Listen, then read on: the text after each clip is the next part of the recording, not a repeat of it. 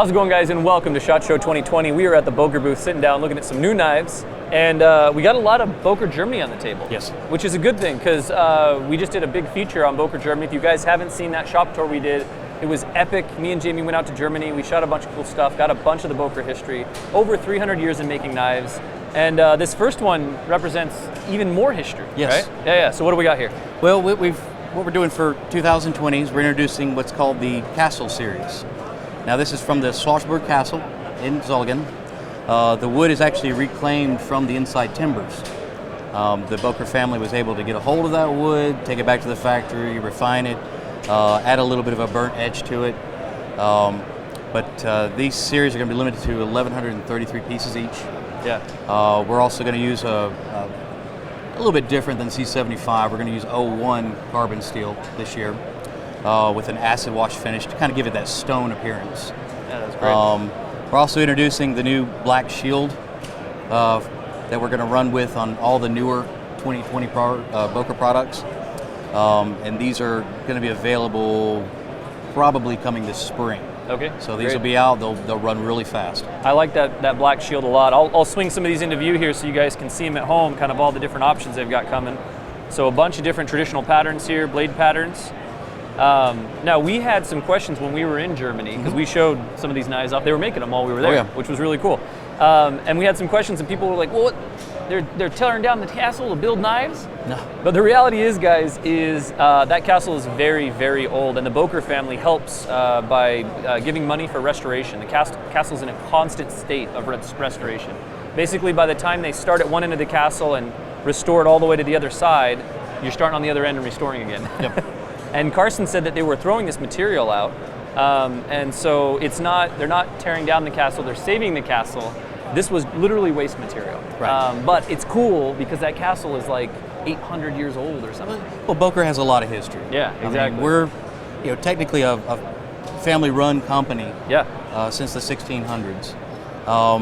Been building knives in Zolligen since for 140 years, but actually we go back way farther. Well, almost 200 years now. Exactly. Yeah. But Zolligen was when the family actually moved across the river. Right. To in the exact spot they're in right exactly. now. Yeah. So they count that. That's when the clock started. Yeah. But this gives Boker a little bit more history, a little bit more definition to where we come from, how we operate, and that's really what they want to get back to, and showing the products that we can build and build through our histories as well. Well, and unique handle material or blade material, which we're going to get into here in just a little while, is a staple of Boker. So on a little bit more of a handle material front, what else do we have here?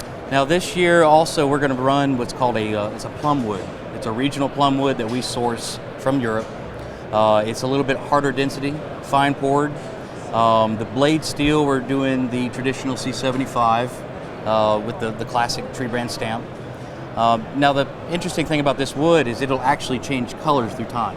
Yeah. As longer exposure to UV light, it'll actually become more of a purple and dark purple hue to it. Yeah, and this one's kind of started in the process. That one started to it. Now some people will see in the catalog that they are fully purple almost, but right. that was aged already. It's like showing your micarta with Artie Patina. Exactly, the before and after.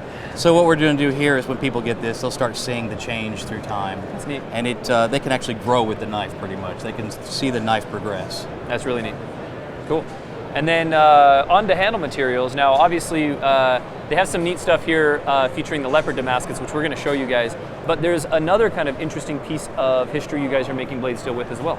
Well, we've been working with a Norwegian company to reclaim some of the lost or undiscovered metal from the Tirpitz. Tirpitz was sister ship of the Bismarck.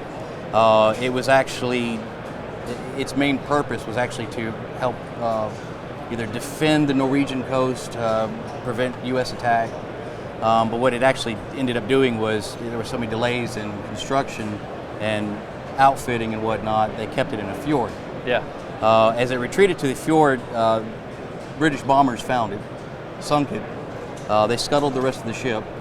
And in the mid-50s, a Norwegian company came in and started cutting it apart. The U.S. got a lot of that material, the UK, Germany got about 3%, and we got a portion of that 3%. Cool. So we've been building a Damascus series out of that. We've been adding, of course, our manganese. but the steel is actually the side armament. Okay. These will be running still in the newer patterns as far as like the large pyramid and the small pyramid. We're at about 300 layers as well. Now we've added in wood with a thumb stud. We've added in the wood series with this is a walnut with the nail nick, and those are available now actually. Yeah. Another nice feature, just to kind of hone in on the history of the Tirpitz. And the real reason that we're doing these knives continuously is to promote the idea of peace. You know, this ship was made for war. The family saw it as an idea or an opportunity to come back and say, okay, well, we've made an item of war into, you know, an everyday tool. Yeah. You know, it's peace through, you know, production, pretty much. Yeah. Now this series here, we're running the aluminum frame with the walnut insert. We've also taken the 300 layer large pyramid Damascus and given it a 24 karat gold plating. All of the fixtures and fittings and whatnot are also gold plated as well, and these are available now. These will be a limited run series. They're expecting right around 500 pieces. Okay. Yeah, that's really neat, and I like that concept of you know, taking something of war and turning it into something of peace, Exactly. right? Exactly. Turning it around that yeah, those kind of unfortunate things and making it something good, and that kind of brings us to something of war that you guys have done. You have to transition into what we've been doing with the Leopard 1 tank. Yeah, and that's the thing is, guys, you guys know a little bit about the Leopard steel. We've told you a little bit about it. It's made from the barrel of a famous German tank. They had a 3D printed model here, so this is what the tank actually looked like. Exactly. Which is really cool. And then we've got a couple knives featuring that Leopard Damascus. Now the Leopard Damascus, on this particular one, this is one of my favorites here. The scales is actually 180 layers of Damascus that we inlay. The blade itself is going to run right around 300 layers as well. Typical pattern is going to be, again, the small or the large pyramid that we traditionally do. These are available now, running a limited series. But this is it's more or less a Cold War tribute. Yeah. You know, the barrel from a Leopard 1 tank was the primary battle tank for the German army as part of the NATO defense. Yeah. As they expire or as they, you know, pull out of service or whatnot, we get an opportunity to go and cut pieces off of them and, you know, do a local Damascus. Well, the neat thing about that, for this, especially when we were in Germany talking to people about it, is that up until recently, Germany had conscription. You had to serve in the army at a certain age. And so everybody in Germany knew about the Leopard tank. So this is kind of a neat story. If you guys want the full story on that, make sure to go check out the shop tour. Karsten, the CEO of Boker, he kind of breaks it down, and it's a neat story. There's a lot of information. There really is. There's more information than I could give you today. Yeah, exactly. There definitely is. But we're working on some future products, especially with this type of material. Yeah. Can't really divulge yet exactly what that is. No, we understand. We understand. But it's going to be more of a U.S. product. Cool. So we'll have some U.S. ideas coming out as well. Nice. Well, really excited to see what you guys have cooking up. And guys, we have a special knife and a special guest that's going to tell us about it. So let's check that out. All right, guys, so we have got Lucas Burnley here. What's up, guys? So excited. And we've got a knife on the table that nobody has seen yet. As of right now, unless you were at SHOT Show walking by the Boker booth and happened to catch a glimpse, nobody's seen this yet. So, that's right. And you said you just saw this today? This is your first time you've seen the final? This is the first final past prototyping and everything. Yeah. So, super very excited. excited. Well, let's open this bad boy up. Check it out. Ready? All right. So this is the Aphex. Ooh, I likes that. Yeah, me too. So I don't usually get to design a whole lot of big stuff. Yeah. Because it's a pretty specific market. On this one, Boker really let me just have a lot of fun. So, yeah, M390. Nice. Titanium and carbon fiber. So, I mean, really, we just went premium. Yeah, just hardened lock insert, machined clip. Just a nice premium folder. Yeah, exactly. May I? Yeah, absolutely. Yeah, and for a big knife, man, that thing opens right up too, which is sweet. Yeah, I like that a lot. So my the kind of thought process behind it, now that everybody's seen it, you can go back through my 365 project and find it in there. Okay. And the original thought process was actually kind of like EDC for a Space Marine. Yes. I was just kind of like, I want classic combat folder, right? Just kind of elevated. So you're thinking Space Marine? Are you thinking like Warhammer? Yeah, I mean, just Warhammer, sort of it's in there, Marine. right? It's pretty clean. This is like definitely some kind of governmental issue. I like that, right?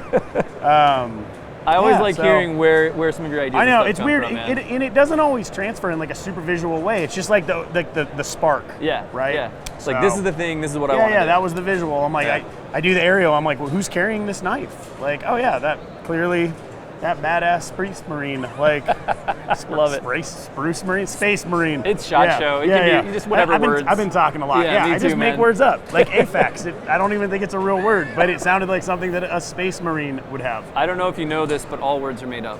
Yeah, well, at a point. But some are more commonly accepted than other words. Awesome. So cool. Well, this is a really cool one. I'm excited to see this. Do you know about when Boker will have these? I actually don't. I'm assuming that because we're here, this is actually, I think, a fairly limited run. Okay. I believe 500 pieces. Oh wow. Okay. So yeah, I don't know if it's out now or in a month. Coming soon. Yeah, we'll find out. Awesome. So well, we'll make sure we keep you guys updated on our social media stuff. And I've been failing at my job today. Everybody we have on, we try to ask what's in their pocket. Okay. And some guys have had their knives on the table, weren't able to pull anything out. Do you have anything in your pocket today that you can show us? What do I have? have? A knife? You carrying a knife? I actually have. What's that? The prototype tuna.